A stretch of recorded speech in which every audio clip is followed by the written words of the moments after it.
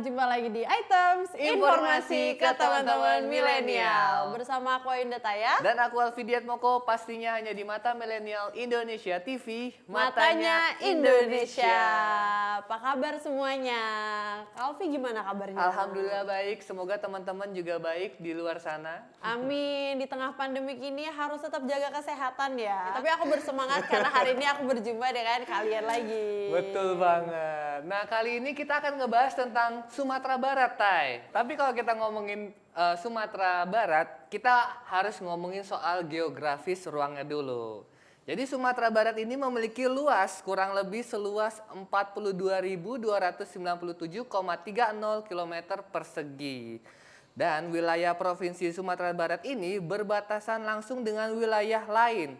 Sebelah utara berbatasan dengan Provinsi Sumatera Utara, di sebelah selatan berbatasan dengan Provinsi Bengkulu, sedangkan sebelah timur dengan Provinsi Riau dan Jambi, serta sebelah barat dengan Samudra Hindia. Jadi di dalam Provinsi Sumatera ini terdapat beberapa kota, antara lain Padang, Bukit Tinggi, Solok, Pariaman, dan lain-lain. Tapi memang kalau identik ya dengan Sumatera Barat itu Padang ya yang lebih mencolok ya, karena memang makanan tradisionalnya mereka yang memang sudah ada di ibu kota ya. Banyak restorannya juga bertitle Padang kan. Iya, sate Padang, terus juga rumah makan Padang. Betul, nasi Padang. Nasi Padang. Udah jangan bahas makanan dulu, ntar lapar. Nanti lapar ya. Jadi memang sangat unik sekali yang kita bisa bahas tentang Sumatera Barat. Oleh karena itu, aku ingin ngasih tahu beberapa tradisi unik yang ada di Sumatera Barat. Salah satunya ini ada tradisi bernama Balimau. Ini adalah ritual yang unik yang dilakukan oleh masyarakat Sumatera Barat yang sudah memang dilakukan secara turun-temurun. Jadi mereka ini melakukan mandi di lokasi pemandian atau sungai menggunakan jeruk nipis atau yang mereka sebut dengan limau. Maksudnya jeruk nipis ini sebagai pengganti sabun? Iya. Oh, betul. Okay. Karena tradisi ini dilakukan sebelum berbulan puasa di bulan Ramadan dengan tujuan untuk membersihkan dan menyucikan diri sesuai dengan ajaran Islam. Jadi memang buah limau ini atau jeruk nipis dipercaya dapat melarutkan keringat dan minyak yang menempel di tubuh. Yang berkunjung ke sana bisa ikut coba ya di waktu yang tepat, yaitu sebelum puasa ya. Betul banget, Tay. Nah, selanjutnya ini ada Pesta Tabuik. Ini merupakan tradisi yang sudah berlangsung sejak abad 19 Masehi. Jadi proses ini dimulai dengan mengarak tabuik ke tepi pantai di Sumatera Barat. Salah satu pantainya itu adalah Pantai Gandoria. Jadi tabuik ini adalah keranda yang diibaratkan sebagai usungan jenazah yang dibawa dalam tradisi ini.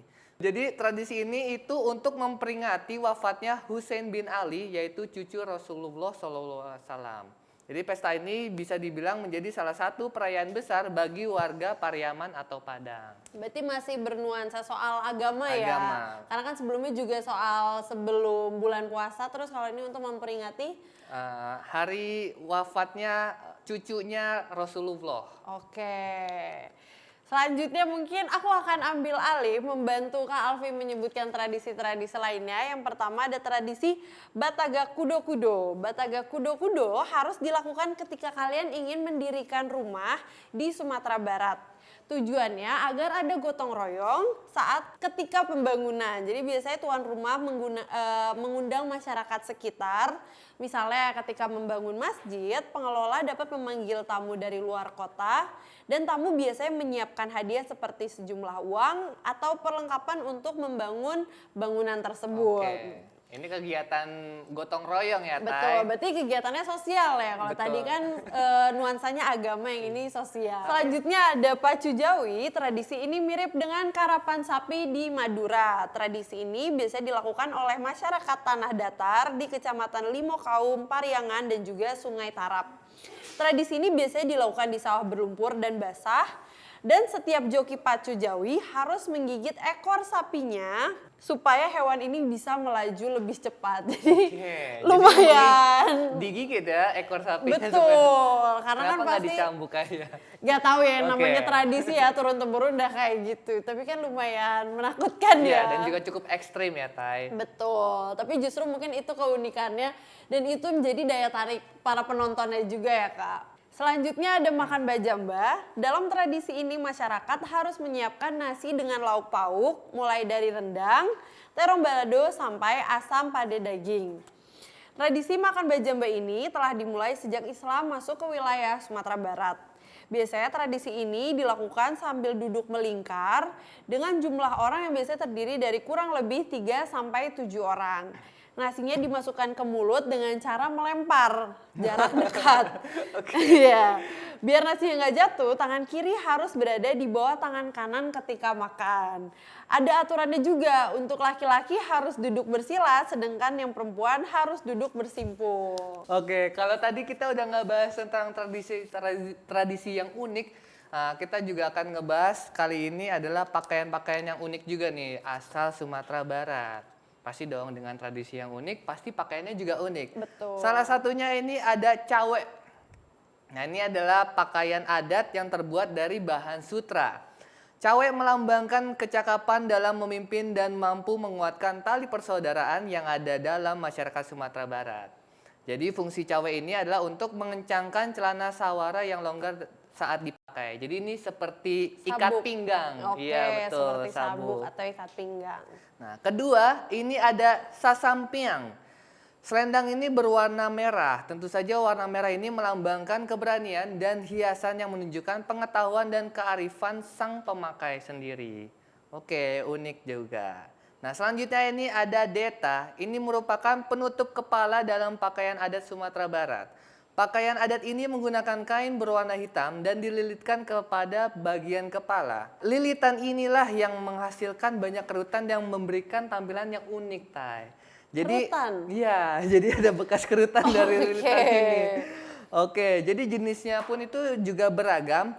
Mulai dari deta saluak batimo untuk para penghulu, ada juga deta raja untuk para raja. Jadi memang masing-masing deta ini unik ya. Tergantung siapa yang memakai. Oke, jadi spesifik juga ya. Hmm. Nah, selanjutnya aku akan membantu Kalvi menyebutkan pakaian adat dari Sumatera Barat. Jadi selain tradisinya yang beragam ya, taunya pakaian adatnya juga beragam. Yang pertama ada tengkuluk. Tengkuluk adalah penutup kepala yang mirip atap rumah. Aku tahu tuh. Kebayang ya Iya. bentukannya. Biasanya dipakai dalam upacara adat oleh perempuan saat menggunakan pakaian bundo kanduang. Selanjutnya ada baju batabue. Baju ini memiliki 4 pilihan warna seperti hitam, merah, biru, dan juga lembayung. Baju ini bertabur hiasan benang emas di beberapa bagiannya.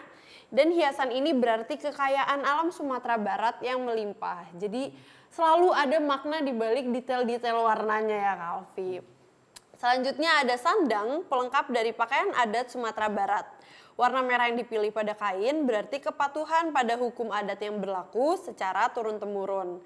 Kain sandang biasanya diikatkan pada bagian pinggang. Jadi sama seperti sabuk ya yang tadi juga. Iya, betul. Nah, kalau kita ngomongin soal Sumatera Barat, lebih asik kalau kita bahas soal tempat wisatanya ya, Tai. Betul, Nah, di biar sini makin juga pengen berlibur ya. betul, karena di sana juga tempatnya indah-indah dan juga keren, guys. Nah, ada apa aja? Nih, pertama ada Pantai Air Manis. Jadi Pantai Air Manis ini terkenal karena disebut-sebut keberadaan batu maling kundang. Itu loh yang cerita tentang anak yang oke. dikutuk menjadi batu. Karena kita selama ini cuma mendengar dongengnya aja kan. Betul. Jadi mungkin kalian yang penasaran dengan bentukan aslinya, nggak mau sekedar Google aja, bisa nih berkunjung ke sini. Boleh banget. Nah, untuk kalian yang ingin ke sini, lokasinya itu ada di pantai di belakang Gunung Padang, Kecamatan Padang Selatan, Kota Padang. Jadi ombak pantai di sini juga terbilang cukup kecil, jadi cocok untuk menghabiskan waktu di sini. Oke, untuk foto-foto juga bagus ya, apalagi dengan ada batu Maling kundangnya kundang ya. itu. Dan Taya, kamu tahu nggak kalau tidak jauh dari pantai itu ternyata ada pulau pisang kecil. Di dalam pulau itu juga terdapat banyak monyet-monyet yang berkeliaran di sana, monyet-monyet liar. Nah, boleh tuh ya kalau setelah dari pantai berkunjung ke pulaunya kan. Betul, tapi tetap foto-foto. hati-hati ya. Hati-hati juga karena monyet ini kan merupakan hewan yang liar ya. Jadi bisa melukai atau mencuri barang-barang kita. Betul. Oke. Destinasi kedua untuk wisata ini kalian bisa berkunjung ke Lubang Jepang. Ini merupakan wisata sejarah di kota Bukit Tinggi, Sumatera Barat. Jadi dulu tempat ini adalah terowongan atau bunker pertahanan yang digunakan Jepang di Bukit Tinggi. Jadi tempat ini disebut-sebut sebagai terowongan terpanjang di Asia dengan total panjang kurang lebih 8 km. Jadi walaupun tempat ini menjadi saksi kelam penjajahan dulu, tapi tempat ini cocok untuk kamu yang membutuhkan wisata edukasi sejarah. Ya kan, apalagi ke sana dengan pemandu wisata ya, Tay. Jadi Betul. supaya kita bisa lebih tahu tentang sejarah Lubang Jepang ini. Selain itu juga itu kan terpanjang se-Asia ya. Jadi mungkin Terowongan 8 km, bayangin. iya, Tay. ketika kalian share kan kalian taruh di caption kan lebih menarik teman-teman kalian untuk Betul. ikut berkunjung gitu. Tempat ketiga yang kalian bisa kunjungi yaitu Lawang Adventure Park. Tempat ini menawarkan keindahan alam. Beberapa spot yang menarik di sana ada kebun buah stroberi, rumah hobbit, puncak lawang, dan juga masih banyak lagi. Di sana kalian bisa melakukan trekking, para layang, dan juga outbound. Nah, untuk kalian yang tertarik untuk ke sini, lokasinya itu berada di Jalan Raya Haji Asbial Syafi'i, Lawang Mantur, Kabupaten Agam, Sumatera Barat. Jadi Berarti untuk kalian yang Suka berada outdoor kali ya. ya, untuk kalian yang dari luar kota jangan khawatir. Di sini juga disediakan tempat penginapan. Oh, Oke. jadi fasilitasnya memang sudah lengkap, Lengkap ya. juga, sangat lengkap, Tay. Mungkin Kalau- dibandingkan yang lain ini yang paling menantang kali ya. Betul. Tapi nggak kalah menantang juga karena selanjutnya ini juga menarik untuk ditelusuri, Tay. Nah, tidak hanya di daerah Jawa Barat aja, di Solok pun juga memiliki kebun teh yang cukup bagus. Nah, ini nama kebun tehnya itu Kebun Teh Alahan Panjang. Jadi kebun teh ini adalah perkebunan yang menghasilkan daun teh terbesar di Sumatera Barat. Oke, saking luasnya ya. Ini itu dikelola oleh PT Perkebunan Nusantara. Jadi luas kebun teh ini itu mencapai 20 hektar. Wah, bayangin, Tay, ya kalau untuk ngurusin ini Kebayang sih. berapa banyak petaninya ya. Dan lokasi ini berada di atas Bukit Barisan Lereng bagian timur kawasan Taman Nasional Kerinci. Tingginya juga mencapai 1.400 sampai 1.600 meter di atas permukaan laut. Ini cocok banget untuk kamu yang suka selfie-selfie di atas gunung ya. Selfie di atas betul. gunung. Mungkin kalau orang-orang ibu kota Jabodetabek perginya ke puncak. Kalau orang-orang anak hits Sumatera Barat perginya ke sini, ke Bunte, Alahan Panjang ini. Tapi yang nggak kalah menarik ya dengan tadi penjabaran Kak Alfi, dan pasti kan kalau ke sana kan suasananya adem, masih asri kan. Jadi pas banget tuh buat kalian yang mau refreshing ya. Bener, apalagi di sana juga ada pemandangan indah dari Gunung Talang, Tay. Oke, kita udah ngomongin yang di atas-atas, sekarang kita akan ke bawah yaitu ke pantai. Yang pertama ada Pantai Caroline, lokasi pantai ini berada di Jalan Padang Painan, Bungus Teluk Kabung, Kota Padang. Lokasi pantai ini cocok untuk bersantai karena dipenuhi dengan tempat rindang untuk berteduh. Bentuk tepian pantai ini menyerupai huruf W. Jadi banyak yang mengatakan ini mirip dengan lambang hati. Pantai ini menyuguhkan keindahan alam bawah laut. Selanjutnya ada yang terkenal dari Padang yaitu Jam Gadang. Jam Gadang. Betul, salah satu ikon wisata di Bukit Tinggi ini cocok banget buat berfoto dengan latar belakang Jam Gadang ini. Disebut-sebut jam ini adalah kembarannya Big Ben di London ya. Oke, Jadi iya, versi betul. lokalnya Versi ya. lokal Indonesia daripada Iya, karena kan jauh-jauh. jauh dan mahal ya Juga. untuk ke London. Jadi bisa banget ke Padang dulu. Bangunan ini adalah hadiah dari Ratu Wilhelmina, Ratu Kerajaan Belanda. Jadi kan mungkin makanya mirip-mirip yang di London ya. Di bagian puncak Jam Gadang bentuknya berupa 4 gonjong, yaitu bentuk yang menyerupai puncak khas rumah tradisional di Minangkabau. Selanjutnya ada Janjang Saribu. Janjang sendiri artinya tangga dan Saribu artinya 1000. Konon katanya jumlah anak tangga di kawasan ini berjumlah 1000. Mungkin memang terlihat banyak, namun sebenarnya tidak benar-benar 1000 anak tangga kok. Lokasinya berada di Ngarai Siano, Kabupaten Agam, Sumatera Barat. Tempat ini disebut-sebut mirip dengan tembok besar Cina dengan panjang kurang lebih sepanjang 700-an meter. Jadi tadi kayak Big Ben, yang ini kayak Great Wall of China ya. Jadi kalian nggak perlu keliling dunia, kalian Ternyata tinggal semua ke ada di Padang. Sumatera Barat. Betul. Luar biasa.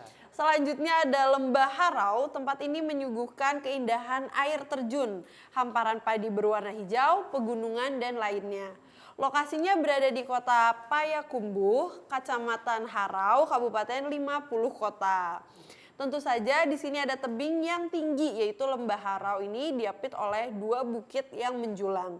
Di sana ada terjal yang memiliki ketinggian dari 80 meter sampai 300 meter. Buat kamu pecinta panjat tebing, cocok banget buat memacu adrenalinmu langsung ke alam nih, ke Lembah Harau. Oke.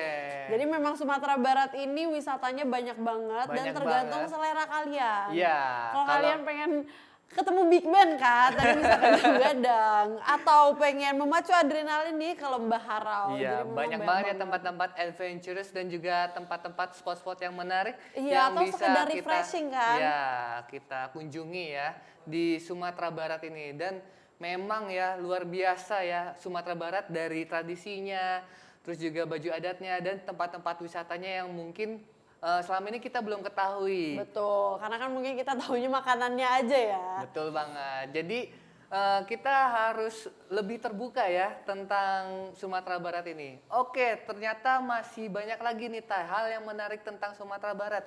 Tapi kita akan bahas selanjutnya di segmen selanjutnya. Jadi jangan kemana-mana, tetap di Items Informasi ke teman-teman milenial.